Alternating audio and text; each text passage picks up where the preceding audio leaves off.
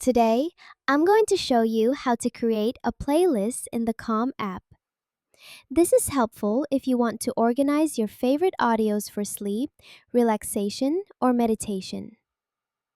Once you're inside the app, go to the sleep section, which you can find at the bottom of the screen, right next to the home page. From there, select any audio you like, or you can choose one from your recently played audios. After selecting an audio, tap on the audio player, like this.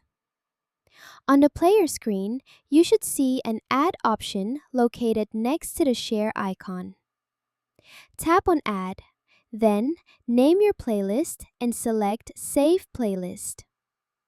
To view your playlist, tap the See All button and it will take you directly to your created playlist. And that's it. That's how you create a playlist in the Calm app. Thank you for watching.